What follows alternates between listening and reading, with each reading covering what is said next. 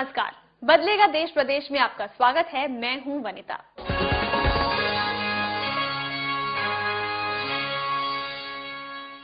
पिछले एपिसोड में हमने बात की थी हरियाणा के किसान और कृषि से संबंधित समस्याओं की।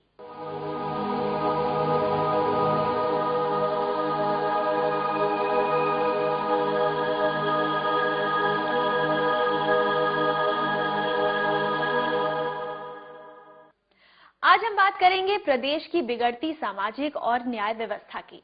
सामाजिक समरसता को सबसे ज्यादा ठेस राजनीतिक महत्वाकांक्षा और तथाकथित राजनीतिक विचारधारा ने पहुंचाई है। हालात यह है कि हर चुनाव से पहले इस समरसता को बलि की बेदी पर चढ़ा दिया जाता है और पीछे रह जाता है कुपोषण, भूखमरी, जातीय भेदभाव, महिलाओं का पिछड़ापन और गरीबों का मुद्दा। सामाजिक न्याय और आजादी की लड़ाई हमारे देश में साथ साथ चली, पर हमें आजादी तो मिल गई, लेकिन सामाजिक न्याय आज तक नहीं मिल सका, क्योंकि राजनेताओं ने सामाजिक सुधार व न्याय को वोट बटोरने का जरिया बना लिया। आरक्षण के बावजूद अनुसूचित जाति, अनुसूचित जनजाति व अन्य पिछड़ा वर्ग, मुसलमानों की व्यवस्था में कोई खास बदलाव नहीं लाया जा सका। देश में तमाम राजनैतिक निर्णय पक्षपात और पूर्वाग्रह से ग्रस्त होकर लिए जा रहे हैं। पिछड़ी जातियों के उत्थान के लिए कई तरह की योजनाएं तो लागू की गई हैं, लेकिन इनको सही तरह से लागू नहीं किया गया। गरीब आज भी हाड़ तोड़ मेहनत कर बमुश्किल पेट भर पा रहा है। देश के 40% बच्चे अभी भी कुपोषण के शिकार हैं। 42% बच्चे औसत से कम वजन के पैदा हो रहे हैं। गांव में रहने वाले 33% लोग गरीबी रेखा के नीचे हैं, तो शहरों में बसने वाले करीब 21% लोग गरीबी रेखा के नीचे गुजर बसर करने को मजबूर हैं। वहीं ग्रामीण इलाकों में रहने वाले 47.4% अनुसूचित जनजाति के लोग गरीबी रेखा के नीचे हैं, तो 42.3% अनुसूचित जाति और अन्य पिछड़ा वर्ग के 31.9% लोग निपट गरीबी में जी रहे हैं। पिछड़े हुए लोगों को आज कोई न्याय नहीं मिल रहा है। पिछड़े हुए लोगों के पास न तो लगाने के लिए पैसा है, रिश्वत देने के लिए पैसा नहीं है। रिश्वत के बगैर किसी को न्याय नहीं मिलता, न उनके ऊपर राजनेताओं से पहुंच है। आज उन्हीं लोगों के काम निकलते हैं जो पैसा देते हैं, जिनके ऊपर पहुंच है। राजनीतिक जो स्ट्रक्चर है वो सेम है और आर्थिक क्षेत्र के अंदर जो तरीका है प्रोडक्शन रिलेशन का, वो वही है जो पहले था अंग्रेजी शासन में।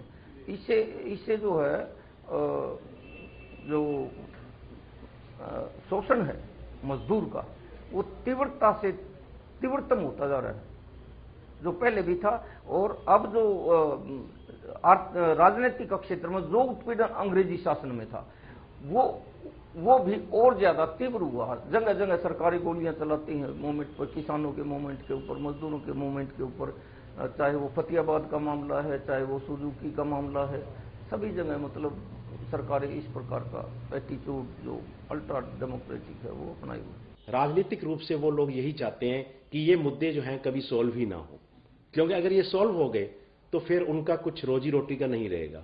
तो सामाजिक रूप से कहीं ना कहीं लोगों के मन में एक ये राजनीतिक रूप से जो लोग जुड़े हुए हैं उनके मन में ये रहता है कि ये मुद्दे बने रहें तो ही उनका काम धंधा आगे चलता रहेगा। अगर ये मुद्दे खत्म हो गए तो उनकी फिर रोजी रोटी भी एक ढंग से खत्म हो जाएगी। शुरू में ये एक समझिएगा एक अल्पकालीन रोजगार के रूप में माना गया कि इतने साल तक अगर हम लोगों को सामाजिक न्याय देंगे तो ये हो जाएगा, उसके बाद समाज बदल जाएगा। फिर उनको महसूस होने लगा कि अब तो इस दुकानदारी में बहुत मजा आने लग गया है। हमारा ये मानना है कि जो इस देश में रहता है वो किसी भी धर्म का हो, किसी भी जाति का हो, वो भारतीय है, और जब तक हम उसको साथ लेके हम नहीं चलेंगे किसी भी समस्या का समाधान नहीं हो सकता। सरकारों ने, नेताओं ने सामाजिक न्याय के रूप में लोगों को बेवकूफ तो बनाते चले आ रहे हैं। 65 साल हो गया है और हमारी तो जनता से यही दरखास्त है कि अब तो आंखें खोलो। कब तक उनके इस बहकावे में आते रहोगे? देश की एक बड़ी आबादी, जिसे हम अनुसूचित जाति और अनुसूचित जनजाति के नाम से जानते हैं, वो पीड़ित है, शोषित है। उसे समाज में आज भी दबा कर रखा जाता है। जातीय भेदभाव आज भी सबसे बड़ा सामाजिक मुद्दा है। आज भी निम्न जाति को तमाम सामाजिक बंदिशों का शिकार होना पड़ता है। वो आज भी उच्च वर्ग के सामाजिक धार्मिक समारोहों से कटे हुए हैं। इस वर्ग को सुरक्षा के लिए सख्त कानून की जरूरत है, पर दबंगों के रसूख के आगे वो दम तोड़ रहे हैं। फिर चाहे हरियाणा के मिर्चपुर गांव की दर्दनाक घटना हो या फिर गोहाना में दलितों के घर जलाने की घटना। हम यहाँ गांव में रहते थे, अंदर गांव में, वहाँ हमारा एक मकान था, अपना खुशी से रह रहे थे। एक जमींदार ने हमारे पर झूठा मुकदमा कर दिया। ये कहता है मैंने जमीन खरीद रखी, उसने किसी से भी ये जमीन नहीं खरीदी थी। वो झूठे दावे कर करके और वो मकान हमारा कोर्ट द्वारा तोड़वा दिया उसने। उस तोड़वाने के बाद हम यहाँ हमारा रोड़ा जो भी कुछ बर्तन भांडे कपड़ा सब कुछ यहाँ घेर दिया उठा के। हम तो मतलब घर से भगा दिए थे इन्होंने मार पीट के। हम तो यहाँ रिक्वेस्ट भी करी मगर किसी ने कोई सुनाई नहीं करी। हमारा मलबा भी सामान भी जो भी कुछ है सब कुछ यहीं भगा दिया था। कई दिन तक वैसे पड़ा रहा। हमारे पशु भी गुम हो गए थे, वो भी हम ढूंढ ढांड के कई दिन में ले आए। उसके बाद फिर हम यहीं रहने लगे। तो यहाँ बारिश भी आती रही और सरकार के पास गए कई जगह, उन्होंने भी हमारी कोई सुनाई नहीं की। वेद जो कहता है संगच्छध्वम संवदध्वम समवो मनांसी जानताम, हम साथ साथ चलें, हम एक जैसी वाणी बोलें, हमारी विचारधारा एक जैसी हो, ये बहुत आदर्श है। उस आदर्श को क्रियान्वित करने के लिए हमारे नेता, हमारे समाज, हमारे सभी संप्रदाय जब तक इस तरह की सोच के नहीं बनते हैं कि हमें देश हमारा पहले है, समाज हमारा पहले है और हम बाद में हैं, तब तक मुझे नहीं लगता कोई बात बनेगी। आज दलितों के ऊपर जो अत्याचार हो रहे हैं, महिलाओं के ऊपर जो अत्याचार हो रहे हैं, ये एक तरह से सामाजिक न्याय का फेल होना है। मैं ये मानती हूँ कि सामाजिक न्याय अगर हम एक कड़ाई से एक जाति विशेष के लिए, ताकि वो ऊपर उठ के दूसरी जातियों के साथ कदम से कदम मिला के आगे बढ़ सके, तो हम उसको कहीं ना कहीं न्याय दिलाने में कामयाब हो सकते हैं। लेकिन आजकल की सरकारें इस चीज के ऊपर बिल्कुल फेल हो रही हैं। एक ऐसा शब्द इस्तेमाल कर लिया गया है कि सामाजिक न्याय होना चाहिए, लेकिन इसके ऊपर कोई अमल नहीं किया जा रहा है। इसीलिए रोज ऐसी घटनाएं हमें पढ़ने को मिल रही हैं, सुनने को मिल रही हैं। जगह जगह दलितों पे अत्याचार हो रहे हैं, महिलाओं पे अत्याचार हो रहे हैं, युवा लड़कियों पे अत्याचार हो रहे हैं। इतने केसेस हर रोज सुनने में आ रहे हैं और सरकारें सोई पड़ी हैं। सामाजिक न्याय की पूरी अवधारणा तब और खोखली लगने लगती है जब आधी आबादी यानी महिलाओं को पूरी प्रक्रिया से दरकिनार करने की कोशिश की जाती है। कभी पर्दा प्रथा के नाम पर, कभी झूठी इज्जत के नाम पर, तो कभी उनकी क्षमता पर सवाल उठाए जाते हैं। लेकिन महिलाओं ने इन बंदिशों को पार कर आज कई सर्वोच्च पदों पर अपनी काबिलियत का लोहा मनवाया है। लेकिन दुर्भाग्य से आज भी बलात्कार, कन्या भ्रूण हत्या, दहेज और शिक्षा में भेदभाव के मामले सामने आ रहे हैं। समूची महिला आबादी अपने अधिकारों के लिए कश्मकश कर रही है। राजनीति से लेकर स्पेस तक, खेल से लेकर शिक्षा तक, जहां भी अवसर मिला महिलाओं ने खुद को साबित किया है। फिर भी महिलाओं के लिए अभी भी सारे दरवाजे नहीं खुले हैं। खासकर भारत के गांव में अभी भी महिलाएं अपने अधिकारों से वंचित हैं, जहां आज भी कन्या भ्रूण हत्या, दहेज हत्या और शिक्षा में भेदभाव जारी है। यही नहीं, लड़कियां क्या पहने और क्या ना पहने जैसे तालिबानी हुक्म भी आज हमारा समाज जारी करता है। पर्दा प्रथा और बाल विवाह के साथ महिलाएं आज भी अकेले घर की चौखट पार नहीं करती या फिर डरती हैं। ऐसे में हम किस सामाजिक न्याय की बात करते हैं? इसमें सरकार की यही भूमिका है कि ना ही तो गांव की जो कोई लेडीज आती है, जैसे कोई बाहर निकलना चाहती है, उसको समाज जीने देता है, और ना ही वो अच्छा कोई अपने भविष्य में कोई करियर बना पाती है। जैसे कोई भी कह देते हैं कि गांव में तो भाई कोई अच्छा अपना ब्यूटिक भी नहीं खोल पाती। और मेरा ये मानना है कि 80% लेडीज गाँव की टैलेंटेड होती हैं शहर से ज्यादा, लेकिन उनको दबाए रखने के लिए कारण वो अच्छा अपना प्रदर्शन कुछ भी नहीं कर पाती, ना ही तो वो खेल पाती हैं और ना ही मतलब अपने लिए दो पैसों का रोजगार कर पाती हैं। इसमें सारा क्रेडिट सरकार को ही जाता है, वो उनके लिए कुछ सोच नहीं पाती। शहर में तो उसके माँ बाप पढ़े लिखे होते हैं, उनको समझाने के लिए मतलब टाइम होता है और वो अपने बच्चे को अच्छे से अच्छी शिक्षा दे सकते हैं। लेकिन गाँव में ये चीज नहीं होता। 5वीं तक का स्कूल होता है, उसमें वहाँ से लड़की को उठा दिया जाता है और उसकी शादी कर दी जाती है। महिलाओं का तो ये भी नहीं पता कि महिलाओं को कि हम गली में कैसे रह रहे हैं, वो अंदर के अंदर घुट के रह गई हैं बस। तो उनको बाहर नहीं निकाल सकते, क्योंकि कोई उनको, देखो जी आज गलियां हैं, कोई अब जैसे गली बनवा दें तो उनको ये तो पता चलेगा कि हमारी गली इन्होंने बनवाई है, तो वो लेडीज बाहर निकलेंगी तो अच्छा वोट देंगी। वोट उनको ये नहीं पता कि हमने वोट किसको देना है, कौन हमारा एमसी बनेगा, कौन क्या बनेगा। बस घर वालों ने ये कह दिया कि हाँ देना है वोट तो वो दे देते हैं। एक तरफ तो सरकारें कह रही हैं कि भाई महिलाओं को बहुत ऊपर लेके जाएंगे हम, और यहाँ तक कि महिला तो हमारे देश के सबसे बड़े संगठन की प्रधान भी है, लेकिन उसके बाद भी महिलाओं के साथ जो अत्याचार हो रहे हैं उनके बारे में हमारे पास ज़्यादा शब्द नहीं है, क्योंकि आम आदमी बच्चा सब रोज अखबारों में, टीवी में, सब जगह देखते हैं जो अत्याचार हो रहे हैं।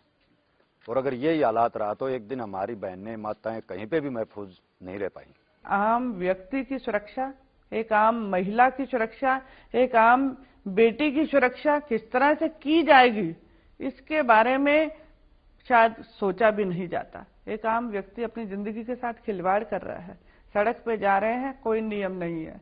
बेटियां जा रही हैं, नौकरी करनी पड़ती है, उनको घर से निकलना पड़ता है, स्कूल जाना पड़ता है, पानी भरने जाना पड़ता है, बहुत से ऐसे काम करने पड़ते हैं, लेकिन इसके लिए उनकी क्या सुरक्षा का इंतजाम है?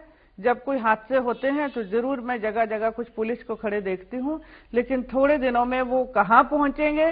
जब मामला ठंडा होता है फिर सारे अपने अपने बिलों में लौट जाते हैं। तो हमें एक ऐसे बहुत सख्त कानून की जरूरत है जिसको आम व्यक्ति को सुरक्षा प्रदान की जा सके, वो अपने आप को बाहर निकलते हुए सुरक्षित महसूस कर सके। सामाजिक न्याय के नाम पर हमारी सरकारें हमेशा अन्याय ही करती रहीं। सरकार की मंशा कभी भी साफ नहीं रही, इसीलिए सामाजिक न्याय हमेशा गौण विषय ही बना रहा। सामाजिक न्याय की पेचीदगियों को और गहराई से जानेंगे समस्त भारतीय पार्टी के राष्ट्रीय अध्यक्ष श्री सुदेश अग्रवाल से इस छोटे से ब्रेक के बाद। आप बने रहिए हमारे साथ।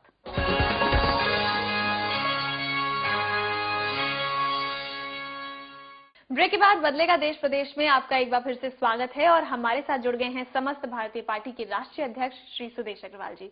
सुदेश जी नमस्कार, बहुत बहुत स्वागत है आपका। बहुत बहुत धन्यवाद आपका। सुदेश जी, आज के समय में सामाजिक न्याय एक किताबी ज्ञान बनकर ही रह गया है, आपका क्या कहना है इस बारे में? देखिए कि ये आपने बिल्कुल सही कहा है कि जो सामाजिक न्याय या सोशल जस्टिस या सोशल वेलफेयर एक किताबी ज्ञान इसलिए बनकर रह गया कि जिनके ऊपर ये जिम्मेदारी डाली थी कि भी सामाजिक न्याय दिया जाए या सामाजिक कल्याण किया जाए, वही लोग जो हैं, जो नेता लोग हैं, वो स्वार्थी और भ्रष्टाचारी बन गए हैं। जब ऐसे में अगर ये लोग अपनी जिम्मेदारी को पूरा नहीं करेंगे तो जाहिर सी बात है कि ये किताबी ज्ञान ही बनेगा। इन लोगों ने, आप ये देखिए कि जो संविधान के जो कानून थे सामाजिक न्याय के, इस तरीके से उनको तोड़ा मरोड़ा कि वो अपने फायदे के लिए इस कानून को इसका इस्तेमाल करने लगे। और आज 65 साल की आजादी के बाद भी आज मुझे ये बताइए कि कौन से जाति या वर्ग को जो है सामाजिक न्याय या उनके कल्याण की जो नीतियां हैं वो लागू की गई हैं। आज भी हमारा जो सामाजिक वर्ग है, जो निचले किस्म का सामाजिक वर्ग है, वो आज भी पिछड़ा हुआ है। शिक्षा के तौर पर पिछड़ा हुआ है, आर्थिक तौर पर पिछड़ा हुआ है। सरकारें करती क्या है? सरकारें तो सिर्फ ये कहती है कि गेहूं जो है, हम अनाज जो है वो सस्ता अनाज दे देंगे, हम सब्सिडी किसी चीज पे दे देंगे, केरोसिन ऑयल दे देंगे, ये चीजें तो करती रहती हैं, लेकिन उनके आर्थिक विकास के लिए कोई ऐसी नीतियां नहीं बनाती जिससे कि स्थायी रूप से उनका विकास हो सके और उनको इन चीजों पर, इन सब्सिडीज के ऊपर निर्भर ना रहना पड़े। ये डोल जो देते हैं नेता, ये इसलिए देते हैं कि वो वोट बैंक की राजनीति करते हैं। वो ये दिखाना चाहते हैं जनता को, इन निचले स्तर के लोगों को ये दिखाना चाहते हैं कि आपका हमारे बगैर गुजारा नहीं है, और अगर आपने अपने आप को ठीक रखना है या आपका कोई कल्याण होना है वो हम ही कर सकते हैं, इसलिए हमें बार बार वोट डालिए। आज ये नीति जो है हमारे नेताओं की बन गई है। अगर हमें इसे किताबी ज्ञान से बाहर निकालना है तो हमारे नेताओं की मानसिकता के अंदर फर्क आना चाहिए, पहली बात तो ये। दूसरी, अगर मानसिकता में फर्क नहीं आता है तो इन लोगों को समझना होगा कि हमें नए किस्म के नेताओं को पैदा करना होगा जिनकी मानसिकता अलग है, नहीं तो ये तब तक ये किताबी ज्ञान ही बना रहेगा। महिलाओं की अगर बात करें तो समाज में महिलाएं अपने बलबूते पर कुछ आगे जरूर बढ़ी हैं, लेकिन गिनती की हैं। लड़कियों की प्रतिभा को अभी भी चारदीवारी के बाहर नहीं निकलने दिया जा रहा है। देश की ही नहीं बल्कि दुनिया की 50% जो आबादी है वो महिलाओं की है जी। और जब तक कि इस वर्ग का विकास नहीं होता, इस आज के युग में इसकी प्रतिभा को जगाया नहीं जाता, तब तक कोई भी देश या कोई भी समाज आगे नहीं बढ़ सकता। अगर हम प्राचीन भारत की संस्कृति को देखें तो वहां पर महिलाओं को जो है चार दीवारी के अंदर बंद रखा गया है, ये सच्चाई है। लेकिन इसके अंदर बदलाव आया है, महिलाओं ने अपनी प्रतिभा को भी आगे जो है बढ़ाया गया है, वो आगे उन्होंने हर क्षेत्र के अंदर अपने आप को प्रूव भी किया है और आज ये जरूरत बन गई है कि महिला जो है इस समाज के अंदर एक अहम भूमिका जो है वो निभाए। उसके लिए ऐसी नीतियां भी बनाई जाएं। मैं ये कहना चाहूंगा कि महिला जो है एक परिवार की धुरी बनती है, वहीं से संस्कार पैदा किए जाते हैं, वहीं से आने वाली पुश्तों के लिए जो हमारे बच्चे हैं उनको संस्कार पैदा किए जाते हैं। तो महिला का तो समाज को बनाने के लिए एक अहम भूमिका है, एक अहम रोल है और अगर वो आगे बढ़ रही है, दूसरे क्षेत्रों के अंदर भी आगे बढ़ रही है तो ये बहुत अच्छी बात है। इसके लिए हमें कार्य करने होंगे। महिलाओं के लिए जो आज समस्याएं हमारे सामने आ गई हैं, जैसे गैंग रेप की जो रिसेंटली समस्या हुई है या उनकी सुरक्षा को लेकर समस्या है या गांव के अंदर जो उनकी शिक्षा को लेकर समस्या है, जो पर्दे की हमारी जो परंपराएं चली जा रही हैं, आज हमें उनके ऊपर भी विचार करना होगा। महिला को हमें इस देश की व्यवस्था के अंदर पूरी भागीदारी देने के लिए नीतियां बनानी होगी और समस्त भारतीय पार्टी इसके लिए वचनबद्ध है। महिलाओं से भी ज्यादा खराब स्थिति हमारे देश में दलित वर्ग की है, जिन्हें अभी भी दोयम दर्जे का नागरिक समझा जाता है। ऐसा क्यों? दलित जो समाज है उसको संविधान ने एक खास अनुसूचित जाति के अंदर डाला गया है कि जिससे उनका न्याय मिल सके, उनको सामाजिक न्याय मिल सके। लेकिन हमारे राजनेताओं ने किया क्या? उनको सामाजिक न्याय या उनका कल्याणकारी जो नीतियां बननी चाहिए थी वो नहीं बनी और उससे वो जो दोयम दर्जे की जो नीति की आप बात करें कि उनका जो दर्जा जो है वो वहां पर बना रहा है, उसको आगे बढ़ाने की जो जितनी कोशिश होनी चाहिए थी उतनी नहीं हुई। और हाल ही में देख लीजिए कि प्राचीन काल से ही इस वर्ग को दबाया गया है और जो हमारे नेता हैं जिन्होंने बदलना था इसे नहीं बदला है। आप उदाहरण बहुत से हमारे सामने आ रहे हैं कि जो हरियाणा के अंदर भी आए हैं, गोहाना के अंदर भी कांड हुआ है, हरियाणा के अंदर कांड हुए हैं, दूसरे प्रदेशों के अंदर भी जो है कांड जो है वो होते रहते हैं। लेकिन मैं साथ ही साथ ये भी कहना चाहता हूं कि इस वर्ग से जो नेता भी निकले, उन नेताओं ने भी दलित वर्ग का जो है उनका विकास नहीं किया, उनको आगे नहीं बढ़ाया। मैं खास तौर पर कहना चाहूंगा कि मायावती जी ने यूपी के अंदर दलित समाज को लेकर ही वहां पर सरकार भी बनाई और सरकार बनाने के बाद फायदा किसको हुआ? क्या दलित समाज का उत्थान हुआ? नहीं हुआ। लेकिन वहां पर उत्थान किसका हुआ? कुछ लोग जो उनके इर्द गिर्द थे उनका उत्थान तो हुआ, उन्होंने अपनी जो स्वार्थीपन था वो तो पूरा किया, लेकिन दलित समाज का जो उत्थान होना चाहिए था, जो उनको शिक्षा मिलनी चाहिए थी, जो उनकी आर्थिक स्थिति में सुधार होना चाहिए था, वो नहीं हो पाया है। आज ये स्थिति हमारी बनी हुई है। साथ ही साथ मैं ये भी कहना चाहूंगा कि अगर आप देखिए कि दलित समाज अपने आप में वो भी कुछ हद तक जिम्मेदार है। बाबा अम्बेडकर साहब ने ये कहा था, उन्होंने जब कहा कि भी दलित समाज को शिक्षित होना जरूरी है, अपना आर्थिक विकास करना जरूरी है, अपने रहन सहन के तरीके बदलने जरूरी हैं। दलित समाज उस पे भी कहीं ना कहीं विफल रहा है। यदि हम दलित समाज का उत्थान करना चाहते हैं, हमें नीतियां, हमारे राजनेताओं की इच्छा शक्ति का सही होना जरूरी है। साथ ही साथ समाज के लोगों को भी अपना रवैया जो है वो बदलना होगा, तभी हम इंटेग्रेट जो है इस देश के अंदर एक यूनिफाइड इंटेग्रेट फोर्स के हिसाब से हम सामने आएंगे। मैं ये पूछना चाहूंगा कि आज भी हरियाणा के गांवों के अंदर अलग से आपको हरिजन चौपालें मिलेंगी, हरिजन कुएं मिलेंगे, ये क्यों हैं? सामाजिक बदलाव की क्रांति लाने में हमारी सरकारें क्यों फेल रही हैं? देखिए कि सामाजिक बदलाव आना चाहिए था। आजादी के बाद जो व्यवस्था बनी थी और जो सपने थे वो यही थे कि सामाजिक बदलाव आएगा, हर इंसान को अपना हक मिलेगा, हम आगे बढ़ेंगे, हमारी आर्थिक व्यवस्था ठीक होगी। ये हमने आजादी के सपने देखे थे। लेकिन जो क्रांति आनी चाहिए थी वो नहीं आई, क्योंकि हमारे राजनेताओं ने जो अंग्रेजों से सीखा शासन करने के लिए, ना कि सर्व द पीपल, आज वो हुआ। उससे क्या है कि उन्होंने वो वोट बैंक की राजनीति करनी शुरू कर दी, जिससे कि सामाजिक बदलाव जो है उन्होंने अपने फायदे के लिए इस्तेमाल करना शुरू कर दिया और वो जो क्रांति आनी चाहिए थी वो नहीं आई।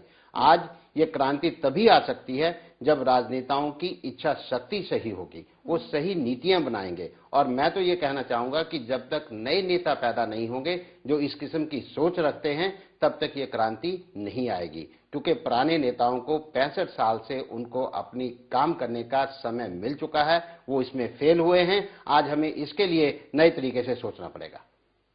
जी, सामाजिक न्याय की अवधारणा दरअसल सामाजिक सह अस्तित्व का भाव है, जिससे समाज में समरसता आती है, जिससे देश को नई ऊर्जा मिलती है।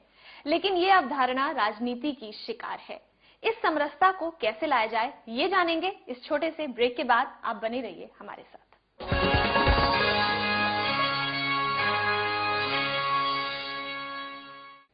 ब्रेक के बाद बदलेगा देश प्रदेश में आपका एक बार फिर से स्वागत है। सुदेश जी, अब हमें यहाँ से आगे बढ़ना है, अब हमें आगे देखना है, तो सामाजिक समरसता के लिए किस तरह की पहल की जरूरत है?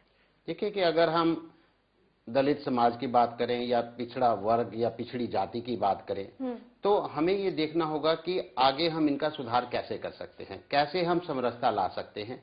और इसके लिए सबसे पहले तो हमें ये करना होगा कि जो शिक्षा प्रणाली है हमारी, समान शिक्षा जो है, इक्वल जो एजुकेशन है, वो सबको बराबर मिले। हमारे स्कूलों की व्यवस्था ठीक हो, जिससे कि इसके लिए कि नहीं कि भी वो गरीब है तो उसको शिक्षा जो है वो कमजोर शिक्षा मिल रही है, नहीं, समान शिक्षा का जो आधार है वो बनना चाहिए। हमें आर्थिक तौर पर भी हमें ऐसी नीतियां बनानी चाहिए कि जी इस वर्ग के लिए जो है खास तौर पर ऐसी नीतियां बने जिसके कि इनका आर्थिक विकास जो है वो हो सके। अगर आर्थिक विकास होगा तो इनका रहन सहन के तरीके भी जो है वो बदलेंगे, और रहन सहन के तरीके बदलेंगे। आरक्षण की नीति जो है जो हम कर रहे हैं, आरक्षण की नीति से भी जो इनका उत्थान हो रहा है उसके लिए भी हमें कार्य करना पड़ेगा। तो अगर हम आगे देखते हैं, अगर हम देश के अंदर समरसता लाना चाहते हैं, एक पूरे समाजों के अंदर एक कोहेसिवनेस हम पैदा करना चाहते हैं, तो हमें ऐसी नीतियां, राजनेताओं के अंदर इच्छा शक्ति और नीतियां बनानी होगी। प्रशासन को सक्रिय रूप से उन नीतियों को लागू करना होगा, तभी हम एक समरसता जो है इस देश के अंदर पैदा कर सकते हैं। अगर हम ये समरसता नहीं पैदा करते हैं तो इसके बहुत ही ऐसे परिणाम जो है हमारे आगे आ सकते हैं जिसका हम अंदाजा भी नहीं लगा सकते। इसके लिए भी नेताओं को जो है, शीर्ष नेताओं को सोचना होगा। आपकी पार्टी के सिद्धांतों में जात पात का विरोध किया गया है, तो ऐसे में आपकी क्या रणनीति होगी? समस्त भारतीय पार्टी जातिवाद की राजनीति का विरोध करती है। हम जातिवाद की राजनीति का ही नहीं, हम परिवारवाद की राजनीति के खिलाफ हैं, हम क्षेत्रवाद की राजनीति के खिलाफ हैं। तो हम इस किस्म की जो विभाजित जो हमारे समाज को करती हैं या आबादी को हमारे विभाजित करती हैं, हम उस सभी किस्म की राजनीति के हम खिलाफ हैं। हम ऐसा चाहते हैं कि देश के अंदर जो संविधान बना हुआ है, संविधान की स्पिरिट से जो है हम काम करें, और एक equal opportunities, equal status, equal, और जो खाई जो है हमारे अंदर, जो गरीब और अमीर की खाई बढ़ती जा रही है, हम उसको कम करें। ये इसी नीतियों से जो है समस्त भारतीय पार्टी जो है वो काम करेगी। जी बिल्कुल, बहुत बहुत धन्यवाद सुदेश जी यहाँ आने के लिए और इतनी अहम बातें हमसे करने के लिए। आपका भी बहुत बहुत धन्यवाद। जी, दरअसल सामाजिक न्याय के लिए सबसे पहली जरूरत है कि शिक्षा के ढांचे को बदला जाए, और दूसरा कि राजनीति की कमान सही हाथों में हो। जब तक ऐसा नहीं होगा, सामाजिक न्याय दिलाना नामुमकिन होगा। इसलिए समस्त भारतीय पार्टी आपके साथ खड़ी है। राजनीति से देश चलता है, राजनीति से प्रदेश चलता है, राजनीति से सभी व्यवस्थाएं बनती हैं। राजनीति सही तो सब कुछ सही, राजनीति गलत तो सब कुछ गलत। आज राजनीति पर कब्जा कर लिया उन लोगों ने जो स्वार्थी हैं, भ्रष्टाचारी हैं, अपराधी व अकुशल हैं। समस्त भारतीय पार्टी का मानना है कि जब तक अच्छे लोग राजनीति पर काबिज नहीं होंगे, तब तक हमें बदलाव की उम्मीद नहीं करनी चाहिए। कब्जा अच्छे लोगों के हाथ में देना लोकतंत्र में ये जनता की जिम्मेदारी है। आपको हमारा ये कार्यक्रम कैसा लगा? आप अपनी राय हमें इस पते पर भेज सकते हैं। हमारा पता है समस्त भारतीय party, W655 DLF phase 3 Gurgaon, 122002 Haryana. Telephone number 0124-406-4659। आप हमें ईमेल भी कर सकते हैं on info@sbparty.org, और हमारी वेबसाइट है www.sbparty.org। ये था हमारा आज का कार्यक्रम। अगले एपिसोड में आपसे फिर मिलेंगे ग्रामीण और शहरी विकास के मुद्दे के साथ। तब तक के लिए नमस्कार। इस एपिसोड को आप समस्त भारतीय पार्टी की वेबसाइट और YouTube पर भी देख सकते हैं।